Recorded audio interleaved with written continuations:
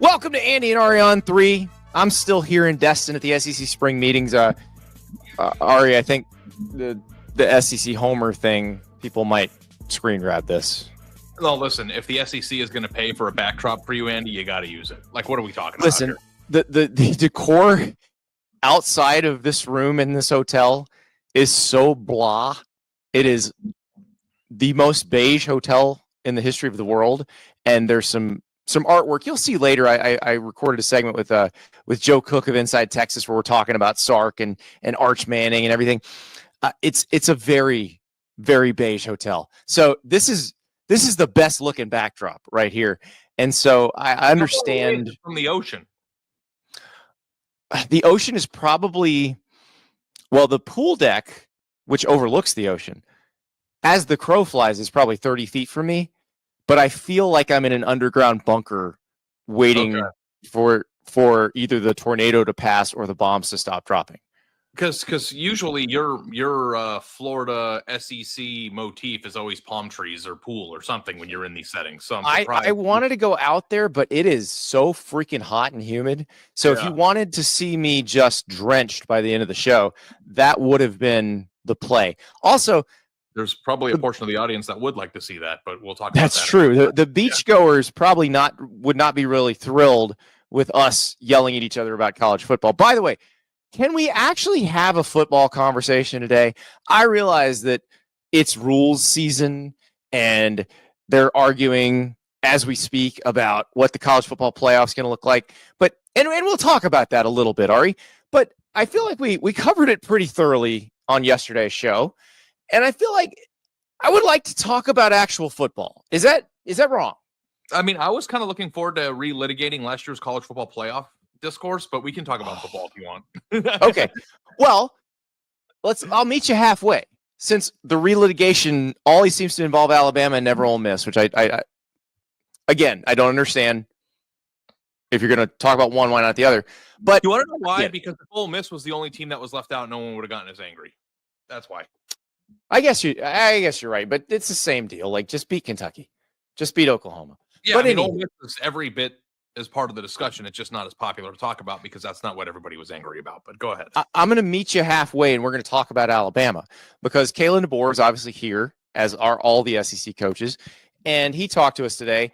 And we got an update on the quarterback situation, but also Kalen DeBoer talking about Jalen Milroe as a quarterback, which I thought was very interesting because, as you know, and I think a lot of the folks who watch the show know this, the Kalen DeBoer, Jalen Milroe dynamic, that whole situation absolutely fascinates me because if Jalen Milroe had come out of the bowl game, the ReliaQuest Bowl, lost to Michigan, and said, I can't wait for the 2025 season at Alabama, there would have been a revolt.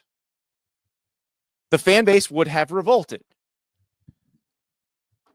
But it's not like Alabama went into the portal to go get more QBs.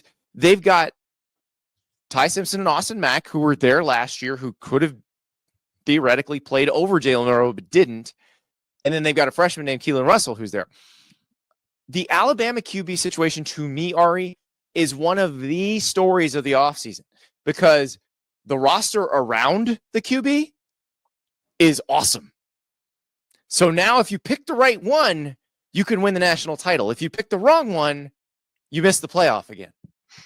It is such a fascinating discourse, too, because the reason why Kalen DeBoer is Alabama's head coach to begin with is because of the offensive mastermind that he was at Washington and like what he's done at, offensively every step of the way. Yeah, the flawless development of Michael Penix Jr., who went from a fairly, I'm using the word flaw and flawless a lot, but a fairly flawed quarterback at Indiana to a guy who was just throwing darts at Washington. And then you go back to Fresno State and you look at what he did with Jake Haener at Fresno State. Like, yeah, Kalen DeBoer's bona fides are pretty proven, and he's a very good quarterback coach. Now, I would argue at Washington and at Fresno State, he had Ryan Grubb with him. He did not have Ryan Grubb, the offensive coordinator, with him last year. Grubb stayed in Seattle and worked for the Seahawks.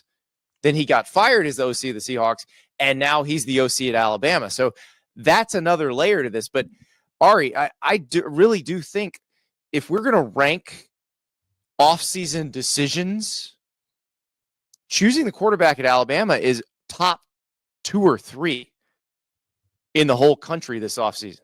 Yeah, I mean, especially when it comes to personnel, because with Alabama, I think both of us kind of ran into this when we were doing projected, college football playoff brackets and top 25s of Alabama being the hardest team to actually rank. Because on one hand, you want to just put them in the top 3 because their roster's stacked. But on the other hand, it's like, are we sure we like the situation they're at quarterback? But then the third tentacle of this whole discussion is that, well, if DeBoer and Ryan Grubb, the quarterback whisperers that, have their last 2 starting quarterbacks are in the NFL right now, don't go out and get a person in the portal, that means they feel pretty comfortable. So do you trust that decision? But at the same time, Jalen Milroe apparently is the reason why Alabama didn't make the playoff last year, and he didn't get much better under their leadership. And you don't know. It's like you can put yourself in a pretzel. Yeah, so, that's where I'm at. That's where I'm at, Ari, because I saw the issues with Milroe. I understand where the fans are coming from, that I definitely saw him take sacks he shouldn't have taken. For a guy who is so electrifying with his legs, there were times when he didn't seem to have the pocket awareness to know when to leave the pocket. And I get it. I get it. But what I don't get is why, in that case, if you had the guy who's going to be your starter on the roster last year, and we're talking about Ty Simpson, why didn't you just try it? Or was it the way the schedule worked out? Because I think that's the part. Or is the entire like the Oklahoma completely overblown? Right. And that we don't know. I don't think we'll know until we see them this year.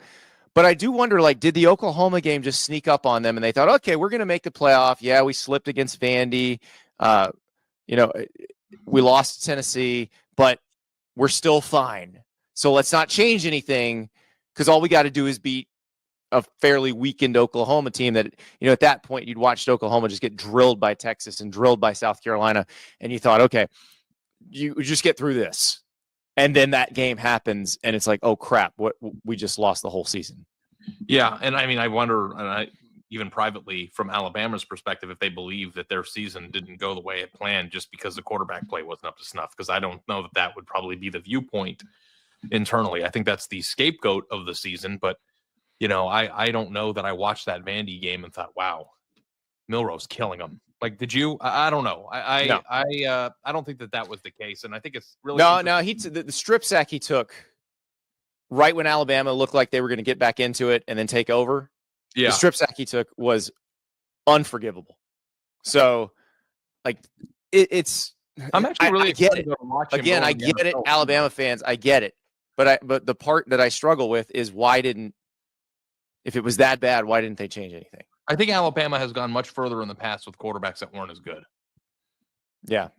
So, but Alabama's roster, if we're talking about, and obviously the quarterback matters so much. So I'm about to say something stupid, but I'm doing it to prove a larger point. You take the quarterback out of the equation. Where do you put Alabama's roster? Those other 21 positions, where do you rank them? I'd say they rank 1, 2, or 3, probably somewhere, depending on where you want to put them. Yeah, I mean, definitely top 5. So, like, I mean, this is a team that theoretically could go out and win the national title this year. So, like, yes, we're not talking about a team that, is in a transition and is going to take another 2 or 3 years for them to get good. It's just like, I feel like the quarterback decision is interesting because you don't know who's going to win the job. Although you might, feel like Ty Simpson's leading right now. We're not 100% certain of that case. And I feel like making that correct decision in this regard could be the difference between a very successful season and another failure for Alabama standard, which is either, missing the playoff or being a 10-2 team that barely gets in and loses out early in the field. So yeah, no, I'm with you on that. When it comes to off-season personnel discussions, it is fascinating to me too, that like Alabama is in this position while there are so many other quarterbacks that are sure things, not only in their conference, but across the country. Like they are one of the few teams that doesn't have a proven asset yet that is in that position. And at the same time, if Ty Simpson's that dude or Keelon Russell is ready to go or however it plays out, Austin Mack, I know is somebody they're excited about. If one of them comes out and plays really well, they'll be right in the center of that discussion. But as of right now on May 28th, as we're talking about this, they aren't in that discussion of like elite level quarterback play. Yeah. And so Kalen DeBoer got asked here in Destin about coaching Jalen Milroe and what that entailed and how different it was than some of the other quarterbacks that he's coached. And here's his answer. Okay, how challenging is it to go from coaching a quarterback with Jalen Milroe's skill set versus another quarterback with a different skill set?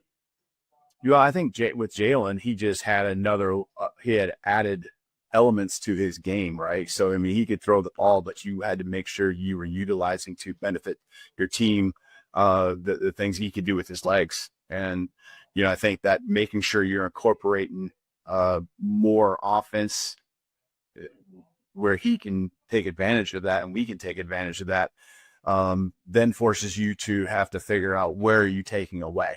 Because there's still only so many snaps you play in a game or a season. Who's touching the ball, and it's going to take away from someone else. And you're trying to figure out that balancing act. And a lot of it has to depend on the other personnel you have around him. And that will continue to be the case as we move forward this year. We do have probably with three guys that are more alike than different, because Jalen was certainly different. I mean that in a positive way. I mean that with the utmost respect for what Jalen's game's all about, because he's got some special elements to his game when it comes to running that really I just have never been able to coach, or very few have seen. So Kalen DeBoer is not going to say anything mean.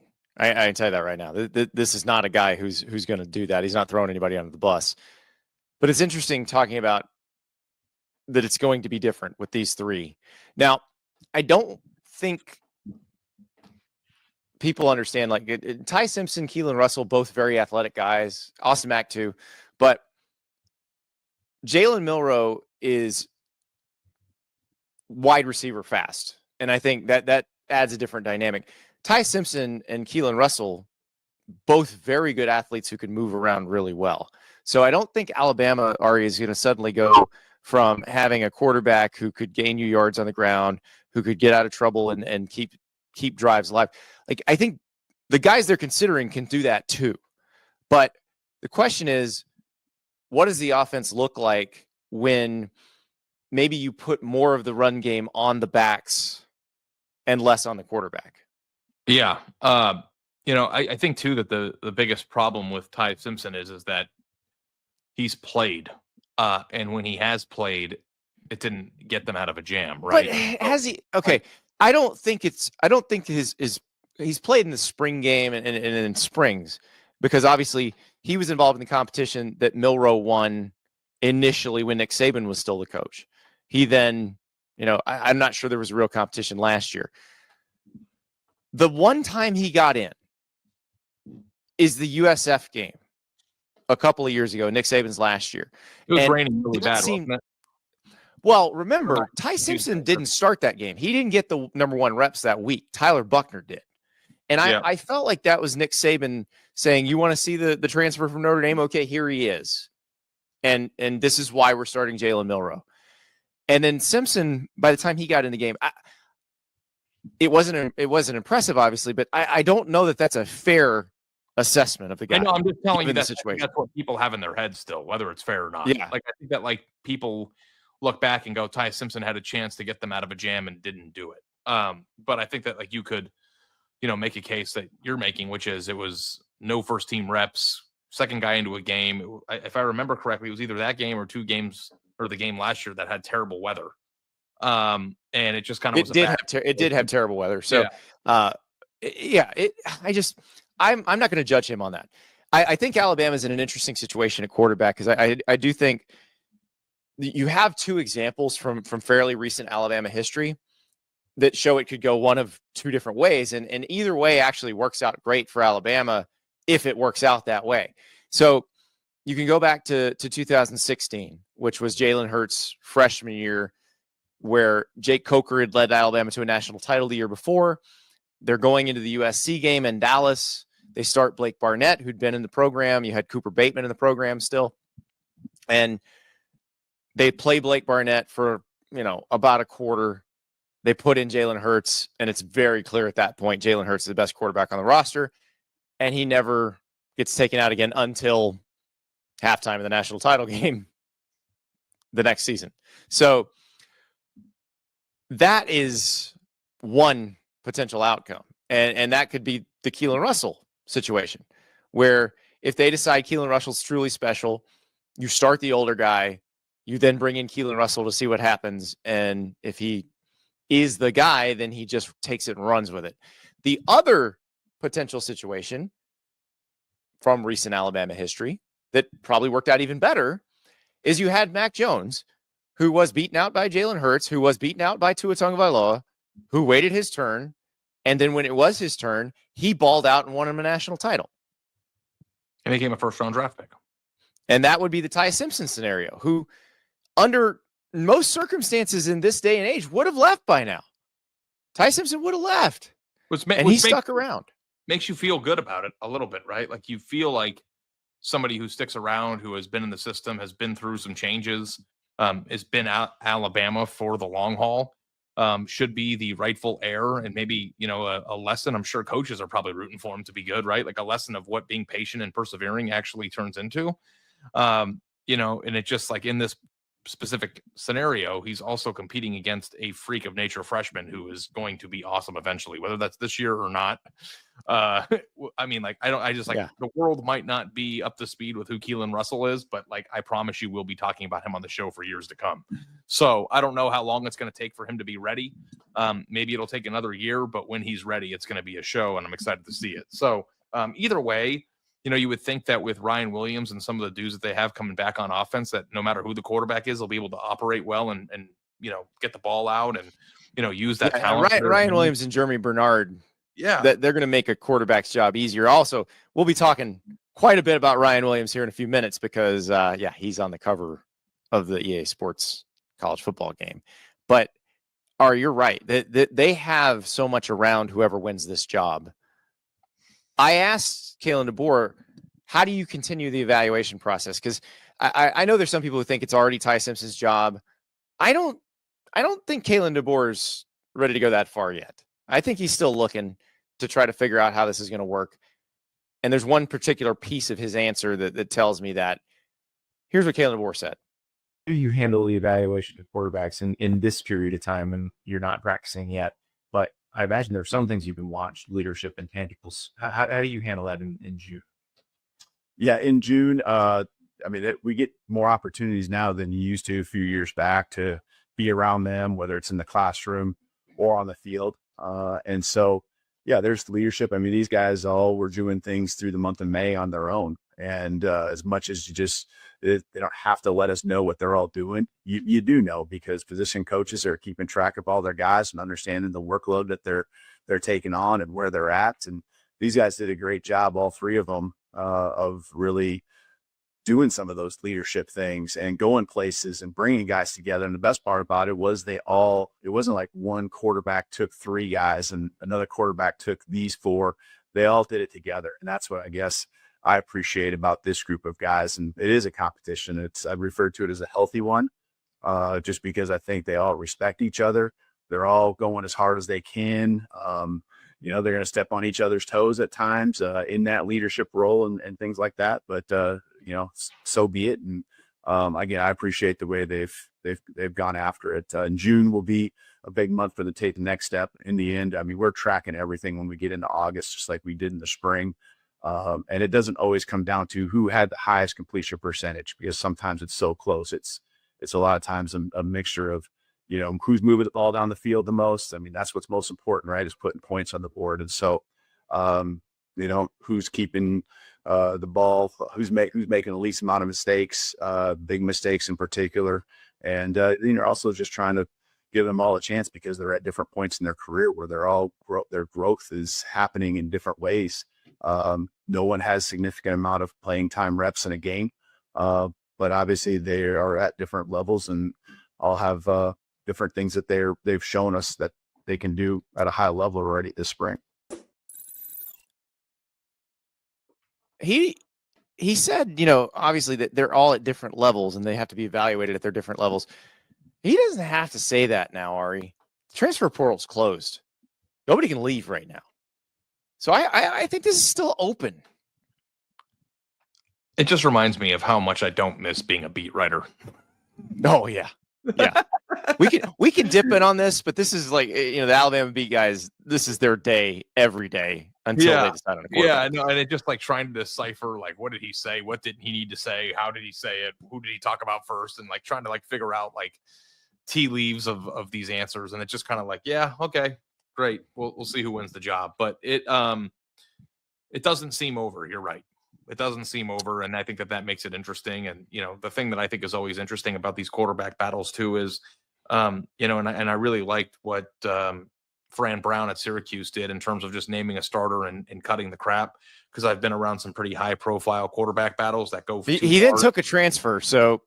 No, I know. But what I'm saying is it is kind of interesting. I wonder how that's going to play out. But the point I'm trying to make is that I think that if you let it bleed too close to the games, you're also doing yourself a disservice too. Like there is a over-analysis piece of this. There is a timing factor. And I think that the sooner you can land on your guy, the better for your team and whoever wins the job. I'm just going to be fascinated by this. I don't know when we're going to get an answer. It may be in camp. It may be not till the first game, but they play Florida State right out of the gate. I don't know what that's going to be. I think Florida State has to be better than they were last year because they can't get much worse, but I really don't know how Alabama is looking at that game. And if you're Kalen DeBoer, I'm not sure what you're looking at with Florida State's team because it's going to be so different from last year's as well with 2 new coordinators and basically a whole new roster. So this is utterly fascinating. And Ari, thank you for indulging me. I have truly enjoyed this football conversation because I like football. I know people think I like talking about rules. I really don't. So this is so much better. The funniest thing about our jobs is that we got into this to talk about football and to go to football games and to be around football. And as the years go on, it's becoming less and less about it. There were times when I was on the Ohio State beat, Andy, where it's like, I didn't want to be a court reporter. You know what I mean? There were things that were going on. I didn't want to be like, there were days where I would just be at the courthouse trying to get documents. And I'd just be like, what the hell am I doing here? Like, I don't want to be here. And maybe that makes me a bad reporter, but like, it just like, I like going to the games and talking about the games and the playoff. I don't like talking about rule changes and why the Pac-12 doesn't exist anymore in television revenue. Like it's an important part too, because, this is rule season, Andy, on the calendar, and it is every year. But at the same time too, the rules that are being put into place right now have a major influence on the future of the sport. And I understand that we have a pretty big responsibility to take that seriously because the sport is hanging in the balance and we don't know what it's going to look like in 5 years, let alone this coming year. Right. Well, we do now this coming year, but we do for this coming year. Exactly. Yeah. What we don't know for this coming year quite yet is exactly what the EA Sports College Football video game will look like. We have an idea though, because now we have a cover, actually 2 covers. You have your regular cover with the 2 best wide receivers returning in college football, who both were freshmen last year, who are going to be awesome as sophomores this year. We were just talking about Ryan Williams from Alabama, also Jeremiah Smith from Ohio State. So they are the standard cover. The deluxe cover is that one we saw, that big group shot that got leaked, where remember last year when Lane Kiffin said, I'd love to be in the game, but they didn't put any coaches in the game? He's in the game, and he's on the deluxe cover. Kirby Smart on the deluxe cover. I want to know now, what is it? What is the Lane Kiffin illustration going to look like in the Lane Kiffin character in the game? What's he going to look like? I'm sure he'll look like somebody who just left the beach, because he always does. He looks like somebody who just got done doing yoga on the beach. That's what Lane Kiffin looks like to me.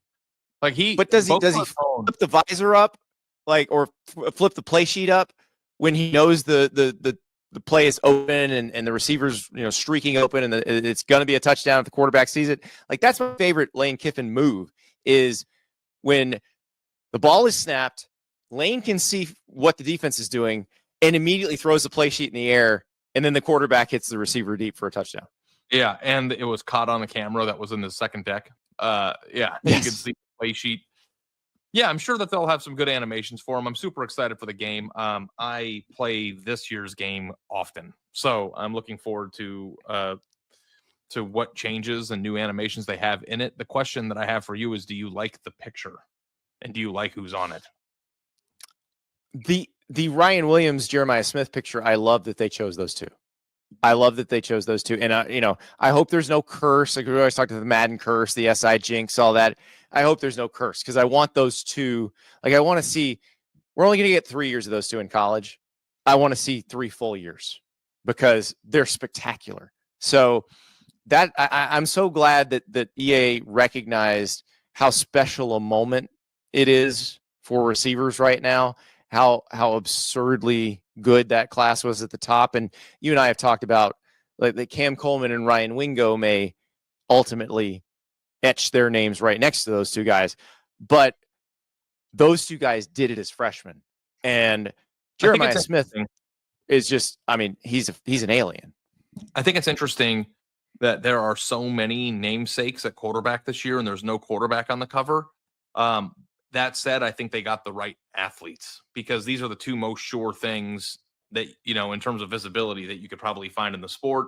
A lot of times, you have quarterbacks that you could, Arch Manning to me seems like the most layup person that you could put on the cover, but at the same time hasn't played much. And you don't want to put people on the cover that are speculative, even if it seems to be a pretty clear and an obvious route to success. You want those covers to withstand time. And they put Donovan Edwards on it last year and he didn't have a very good year. So going with the two people that you think are just no shot are going to be awesome. That's great. I think the picture sucks. I think they could have done better with the picture. Yeah. What is that? Squatting is never a great look. I mean, when you think about like some of the most iconic, you could have had 2 action shots blended together. That would have been, I don't know. Like I get this photo shoot. I think they got the right players. I'm not sure I love the animation, and that's it. I don't really care. Here's my thing about the covers. And this is where I'm going to go again. I'm going to play against type because I'm usually the cranky old man yelling at a cloud. But it's the year of our Lord 2025. Who's going out and buying a disc? Well, it's the screen. I'm going to download the game and it'll be on my PlayStation, and that's going to be that. Yeah, we had this argument last year. It's like, no one goes to EB Games anymore. Remember EB Games? I used to go there. Oh yeah, Electronics Boutique. That's what the EB stands for. And stand in line at midnight and get the game like everyone else, but it's still like the cover. I like that it like means something, and I love that. See, but you're talking to somebody who used to work for Sports Illustrated, where the cover used to mean everything, and now there's no magazine for there to be a cover of. What's the deal with they switched it to monthly? The swimsuit issue. Do they still print that?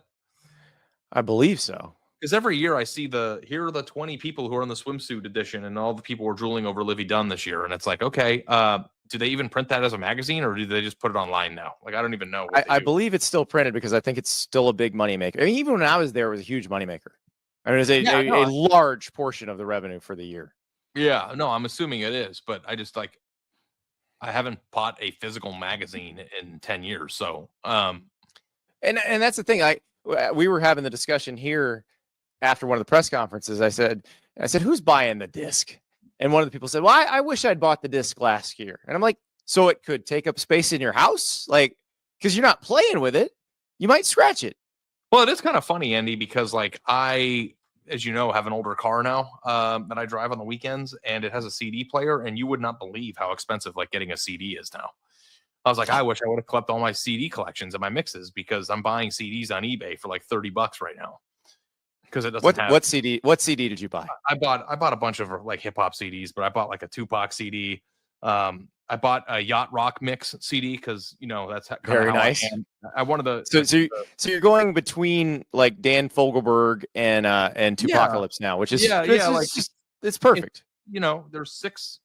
I honestly don't know how we did it back in the day, and it's so funny if you've seen those memes of like distracted drivers of like people looking at their cell phones while they're driving, and then like you like look back to 2003 and it was just me driving a car 50 miles an hour with a binder the size of like my entire torso, like taking the CD out and switching judging by your purchases, you were looking for your Robbie Dupree CD so you could play Steal Away. Like Yacht Rock is a really great, but like you want to have different types of music in the changer because you're not always in the mood for something. But like I play like some of the Tupac CDs that are on eBay right now, if they're like new and sealed, or if they're used, and they still have all the booklets that came with this. They're like $100, $200. So like if you kept onto your CD collection, you should sell some of those. If you have an All Eyes on Me CD and it's in your house with the 2 discs and like the booklet, like you could sell it for $100. I found this out recently. Okay, so maybe I should go out when the game comes out and buy a physical copy, because maybe it will be a collector's item someday. Yeah, when Jeremiah Smith's going into the Hall of Fame, or you go spend $60 on the game, and then Jeremiah Smith goes to the Hall of Fame in the NFL in 2040, and you have that disc, you might be able to sell it for $250, and the return on that still isn't probably better than just buying an ETF and putting the money in the S&P 500. But like, I'm just saying, like, people throw stuff out, and the more people throw stuff out, the more valuable that stuff becomes.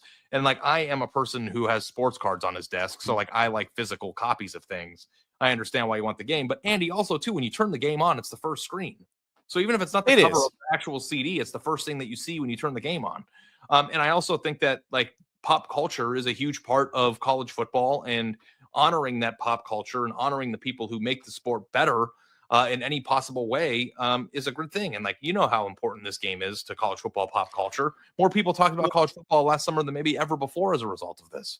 And I also think the cover, because you couldn't have current athletes on the cover for so long, it's going to be meaningful, at least for the first 5 or 6 years of this game being back out, just because for the longest time, the most popular player in the sport couldn't be on the cover. It was always some guy who played last year and who's in the NFL now. So that's the part that I think is amazing. In my opinion, they have to get back. And I understand like this deluxe, it's basically everybody that's worth anything in the game, you know, like they're on the cover. I like it. But I feel like that's appropriate for the return of it. I hope they get back eventually to putting one person on it. The person who earned it the most, or the person that's most appropriate, being the guy, being the college football EA Sports video game cover athlete as a thing that your school can promote, that you can feel good about. Like, I think that the isolated person is always better. Would you have been okay with just Jeremiah? Would that have been preferable to you? Or just Ryan? Don't you think? Yeah, or just anyone, Arch, whoever they decided they wanted to put on the game. Like, I don't know. I guess like if you look at it like it's like a trophy, you probably want to put people on it that have earned it. And I think I go back to last year because they had multiple players on the cover. If it had just been Travis Hunter, that might have been appropriate.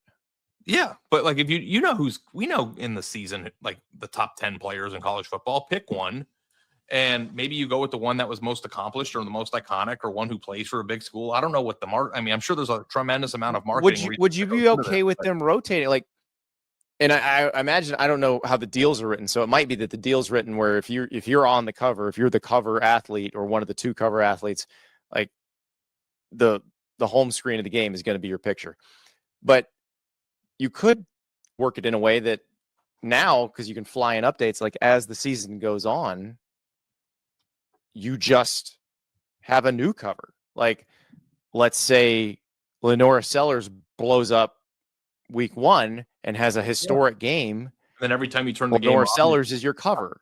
I mean, that would be cool, but I think that they should make one cover, permanent cover for the physical discs that goes with the game. And yes, they should award that's what I'm saying. Keep that, and that is the goal everybody's trying to reach. That's what everybody's playing for.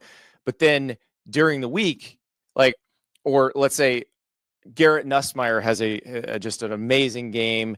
LSU beats Clemson week 1. Like, Garrett Nussmeier is your cover for that next week, and then the games of that Saturday happen, and then you go to a next person. I'm sure it's a tremendous amount of work, but I think that also too, we talked about Jalen Milroe for 10 minutes on the show today, but it's like Jalen Milroe in this year's game is like Michael Vick and Joe Montana combined. Like, and it's like, I wish they would update how good players are too, to coincide with, what they've been doing on the field, because like Jeremiah Smith is not represented in his talent in the game. Full glory. Yeah.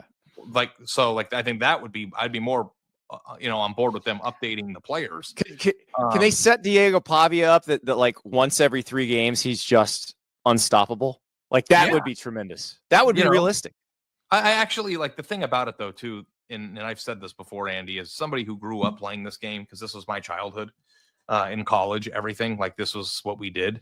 I think EA Sports and the people who made it did a tremendous job with this first edition. Like, you would think, like, after a 10-year layoff, with all the advancements in technology and all the different things they could have done, like, they made this game feel modern while not bastardizing Madden, while also honoring what the game was, because it does feel like you're playing the game that you used to play. And I think they really nailed it. Now, there are things that, they will tell you that they can fix, and they will. But I do think that every year the build up to who the cover athlete for the sport, the video game, is good for the sport, and I like that. So well, and I can tell you from like being around the actual target audience, because I've got a 15-year-old kid, like that group, those boys, he and his friends, they are so excited about this game, because they were kind of excited last year, but they didn't really know, because they didn't know what they didn't know. Like, my son was 5 when the game went away, and like, I wasn't playing video games when I had a 5-year-old and a 3-year-old, so he never played it. And so he played a lot of video games by age 14 by the time the game came out. And I remember right after we downloaded it, when it first came out last year, he's just texting his friends going, "This is the greatest video game ever. This is the most amazing thing ever." And I was like, so it hit him the same way it hit me when I first played it, which I thought, that's a pretty tough needle to thread when you have that much time between. Technology has changed that much. Like the video games these kids play, like Grand Theft Auto, nobody when I was 15 could have ever conceived of that. Yeah.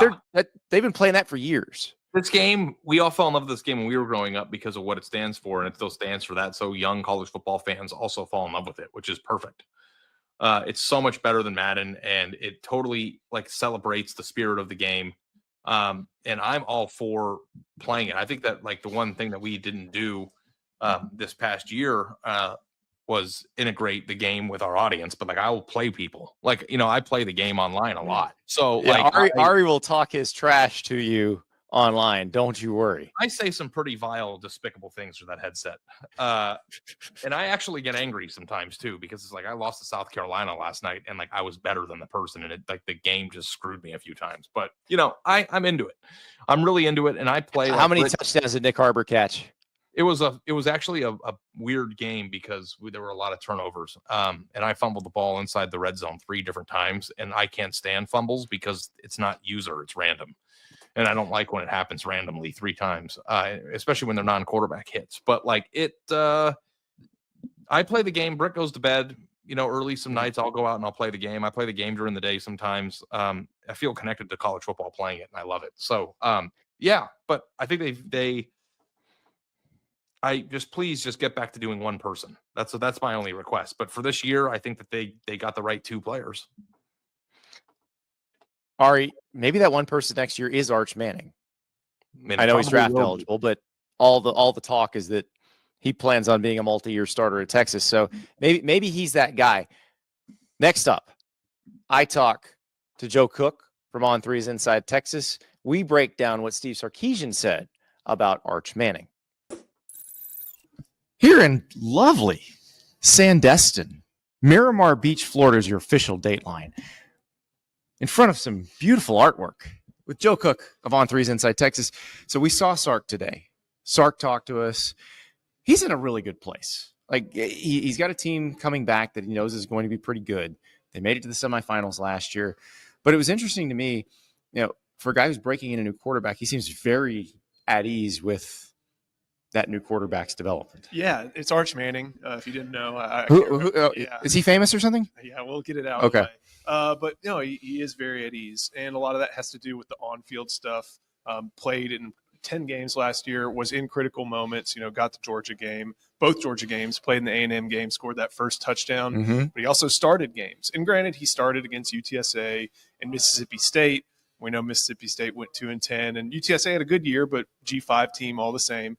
But still, that's still a better foundation than a lot of teams who are replacing an NFL drafted quarterback have going into another season. Now, what has it been like locally? Because the Quinn Ewers draft position, at least for us, generated several days of content. Right.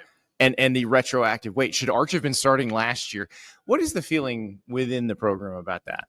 I don't think there was ever a moment for Steve Sarkisian where he was thinking about let me take that back. There may have been moments, but I don't think it was like, okay, I'm going to do this. The closest we got was that first Georgia game, and that was to get Quinn right because he knew he was going to go back to Quinn. Yeah. So that was something that we saw. And then even when we knew he was banged up, he had a very bad game against Kentucky. That the scoreboard, it was one of the ugliest games of the year. The score is as close as it was because Quinn turned the ball over. But he still stuck with him. And then you saw him game through it against Texas A&M, that run up the sidelines. That was almost a touchdown. You saw him lead Texas back in the Peach Bowl against Arizona State, play a good game against Clemson. I don't think there was really much consideration. And if he wanted to do it, he would have done it at that UTSA game. He would have said, all right, this is where the keys are getting turned over. It's time to go. And for a lot of different reasons, he'll probably point to maybe inexperience or just the leadership factor that Quinn Ewers did have. He'll probably point to that and say, like, there was never a time when I was seriously considering making that permanent change and starting. So now we get this whole offseason full of Arch hype. Yeah. Let's hear Steve Sarkisian talking Arch Manning. Can you insulate a player these days? And just speaking on Arch, I mean, there's been so much publicity and build up now to role he's going to play. How do you manage that, or do you manage that? I know with Bateman's at Tennessee, I think he had some help with that sort of thing. Yeah, I don't know if you can insulate it. Not anymore. I don't know if when Peyton was around, I don't know if there were cell phones and all those things, right? So it's a little different time and a little different era than what our guys operate in now. You guys all didn't have Twitter accounts back then either, and you didn't report instantaneously, and you didn't just retweet what the next guy wrote about, because that's kind of what you guys do now. That's fine. Okay. But the idea of that for Arch, part of coming to the University of Texas is building that brand, is getting some of that exposure. And so, yes, do we support him as much as we can, like we do all of our players, but it's also a great platform for our guys. And so it's not all negative. There's a lot of positives to this. But at the end of the day, for a guy like Arch in this instance, I want to make sure that he enjoys this experience too, right? Here's lifelong dream, right? Of being the starting quarterback at the University of Texas. Now it's his opportunity. I want to make sure that he has a great experience. Part of that is the exposure. Part of that is protecting him and putting some guardrails up on that so that he can enjoy the experience. So we know where Arch is. We know how happy Steve Sarkisian is with the situation. They open with Ohio State. They are right in the fire. And this is not a team that is just reloading after making the semifinals. How many? 13 draft picks? 13. So why are they so confident in the younger guys? Because Steve Sarkisian talked about this today. He said, there's a lot of people in new roles, but they're not necessarily new faces. Right. And younger may not be the right word. So you asked about the offensive line. I know we'll get to that. But you look at Texas' offensive line last year, you lose 4 starters, 3 were drafted, and 1 is an undrafted free agent, your center, who has the most big majors, in Texas football history. So you're replacing 4 starters on your offensive line. All those guys who are candidates are either very, very highly touted, 5-star guys like Brandon Baker, who I think you talked to at the On3 Elite Series, out of modern day 5-star per On3's rankings. Either that or they're 3rd or 4th year players. So these guys aren't young. They're older guys. They're Cole Hudson, who he's not going to be a returning starter in the preview mag sense, right? But he's got a lot of snaps. Yeah, he had to jump in last year when there were injuries. He's played at Alabama. He started as a freshman. Trevor Gooseby, who stood in for both Cam Williams and Kelvin Banks, left tackle, went up against Michael Williams, went up against the Shamars at A&M, Nick Scourton, played really well. So there's a lot of confidence in the offensive line in that, not so much that, it's just going to be fine. We're replacing guys, we're reloading. I don't think there's that level of bravado, but it's like all these guys that we are considering for this offensive line, they've been in our program 3 or 4 years. Yeah. They've been around the way we do things. And then there is DJ Campbell, the only returning starter, right guard, actually higher ranked than Kelvin Banks in the recruiting rankings. Yeah. Was part of that 2022 recruiting class that really kind of set the foundation for, correct, I feel like, what Texas has become. Correct. It was the class that Arch Manning probably looked at and said, okay, these are the guys who are going to be blocking for me if I go to Texas. So DJ Campbell going to be a big leadership factor, big part of what's probably a move to a little bit more gap stuff as opposed to zone. Nothing really worked all that great last year. It was a good offensive line, but Georgia, Clemson, Arizona State, Michigan, they made running the ball tough for Texas, and that's going to be a big blocking thing to down figure on out. monsters. Yeah, easier than exactly. trying to reach block monsters. Right. That's generally how things work. Just know where to go, and it'll help for a lot of younger running backs too, or maybe less experienced guys, because Quintravian Weisner comes back, but he's not what you would look at and think like that's a running back one at Texas. No, he's the bruiser, right? Yeah, right. But with CJ Baxter, if he's healthy, you'd think that's the guy, right? His health is going pretty well from what we've heard. Christian Clark is a freshman who tore his Achilles maybe about 6 days after CJ Baxter tore his ACL. Yeah. A lot of hope in him. Jarrett Gibson, someone who from the Gainesville area went to IMG. Yep. A lot of these gap schemes are simpler. It's like, hey, you're running right here. And so maybe for some players whose vision is good but not great. Yeah, less to read for the running back. It's like that hole's going to be there and not you follow that guy's butt and the hole will open on it. Reading cameras is how in high school is what I was taught about it. So basically there's going to be a little bit different look on offense, and hopefully that helps for Texas, the offensive line, be able to make some holes that they weren't able to last year. Now, let's get into something Steve Sarkisian said today. We'll start with his quote, because I was fascinated by this, and I'm glad he said it because I think it sets up a larger conversation. Now more than ever, the length of the season, last year we played 16 games, and that was just to get to the semifinals. We would have been 17, right, to win a championship. And so the idea, I think we've all got to wrap our brain around. I don't know if we'll ever see an undefeated national champion again. If we do, that's a really good team.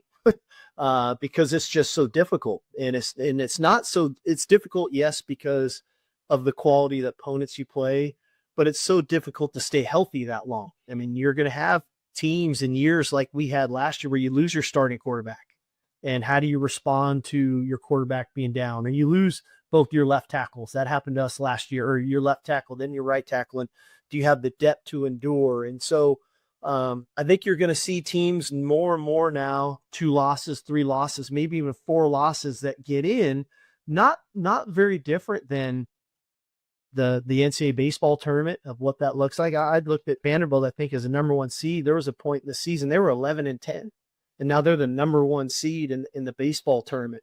And so I don't know, and we kind of saw it in basketball this year with Florida and them winning the national title, but this idea of somebody's going to go 16-0 in college football, man, put a statue up somewhere of that team, because I just don't know if that's going to happen again. And so the idea that I think, the powers that be are trying to get it right, I think is a good, healthy discussion. So Joe, Sark's the most interesting person to talk about this because he was with those dominant USC teams. He was an assistant, a coordinator on those dominant Alabama teams. So he's seen the different levels of dynasties, I guess. And I think he's right, though. You're not going to see another undefeated college football team. And people are going to have to get used to that. Like, I think people feel like if the team wins a national title and they weren't undefeated, they stunk. Right. Like, that's just not how it's going to work anymore. I remember when all this 12-team stuff started coming out, I was like, okay, let's do a little research. And even the idea of 1-loss national champions, I will probably see those a little bit more in number, but that's still maybe a rarity too. And the idea of 2-loss, it's crazy to think about that. That's why that 2007 season is so hallowed in our memories, just because of what all happened. But then, undefeated in regulation, LSU, 2 losses, all that. And then I think there was one other team that had a legit claim to a national championship with 2 losses. It's like a Minnesota team in the 50s. Yeah. We're just not used to teams with 2 or 3 like this past year having multiple losses. And that's just going to be something they have to get used to. And I did my projected bracket, and I've had Texas as a preseason number 1. I don't think they're going undefeated.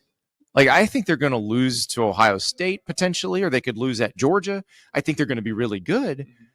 But even I don't think the 1 seed's going to be undefeated. I thought what Oregon did last year was actually pretty extraordinary. Right, and that's why I think there's one of those random selectors that UCF uses to claim a national championship that had them as the national championship. And Dan Landy's not going to put that on the side. No, he's not putting it on the wall. And that's not going to prevent the logo jokes for Oregon and national championships, but beside the point. But that Michigan team that had to win the 4-team playoff and other 4-team playoff champions that went undefeated, I don't know. They may be the last one for a while just because we saw Ohio State, their rival, lose to Michigan, not play for their conference championship, and yet still win the national and be dominant in the playoff. Right, and finally hit the gear everybody thought they had in them. And that's what's so interesting to me. And I think Texas is a good team to look at for this year because let's say that they could go to Columbus and lose. Mm-hmm. They could drop an early SEC game, but they could also become the hottest team because new starting quarterback, offensive linemen that have not been starters together before and now. They actually strike me as the kind of team that could get hot late and then, or maybe they start out great. But the fact that they're playing Ohio State right out of the gate, I think, is absolutely fascinating. It's going to be a lot of fun, and there are Texas fans talk about going to Columbus in 2005 like veterans talk about war stories. I'm not trying to make a joke, but that's the level of horror Texas fans have about going to Columbus in 2005. There are a lot of different factors for that, but yeah, it's one of those things where it's kind of great timing that we're entering an era where you don't need to be perfect to win a national championship, and there aren't really any teams that are perfect. Even Ohio State had some of its whole. I mean, not that quarterback was a hole, but compared to the rest of the team is a weakness. And the offensive line was a little bit more of a question after some injuries happened. And they had great guys step up, but it wasn't just first round quarterback, first round. I'm lineman. just excited about the Texas defense against the best receiver in the country in Jeremiah Smith. That's going to be such a good test for Texas to see what they're not going to face a better receiver the entire season than Jeremiah Smith. And I what they did in the Cotton Bowl last year was, even with the Thorpe Award winner, they knew how good Jeremiah Smith was. They did a good job in trying to take him away. I think 2 catches, 3 yards, and they didn't just have Jahdae Barron shadow him. They put double coverage on him for the most part. That's why Mecca Ibuka and Carnell Tate and Travion Henderson had that run. That's why they had big games, because Smith wasn't having it, and that's what made that Ohio State team great, because they had other guys who could step up and make those plays. I wouldn't be surprised if you see a lot of Malik Muhammad playing corner against Jeremiah Smith. Michael Taft still back there, second-team All-American, former walk-on, and they're really excited about Jelani McDonald in the secondary. Just an athletic guy. If anybody's seen that interception he made against Kentucky, that's kind of the anticipation of what he might be able to provide. So they think that defense is going to be really strong again. They attack tackle at the transfer portal probably more and better. That was the position they hit the hardest. That was the one you said, okay, they don't feel like the cupboard has what it needs, so they're going to go get it. And they did it in a way to where they probably don't have to do that again next year, because guys like Murad Watson, Levon Johnson, a few different guys, they're multi-year guys. Cole Brevard, Travis Shaw, they're going to be one-year guys just because they're at the end of their run. But now you have some multi-year guys. And then they bring in Justice Terry as a freshman. Justice Terry, Josiah Sharma, Maron Charles. They have the pipeline looks better and more normal now than it did before. I can't believe we're talking about Texas at Ohio State. I know. I'm mad that it's 3 months away, but I am so excited that it's coming. Joe, thank you. You ready for a noon kickoff? I'm sorry, everybody. I'm not. You don't be the typical sports writer. We understand that you would like to party before the game. I understand. Joe is selfish. Joe wants to get his story done and then go watch other games. I feel your pain. We're going to watch other games after that one's over, right? Yeah. Because me and Ari are going to be there. Okay. Yeah. So, I know they'll be sad, but are we still recording? We'll get Gus and Joel. Oh, yeah. I don't think Gus likes to party, but we can try.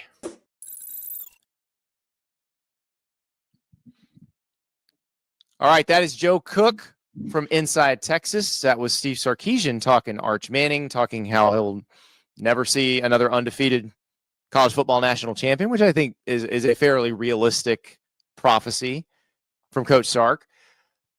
Ari, it's been a pleasure.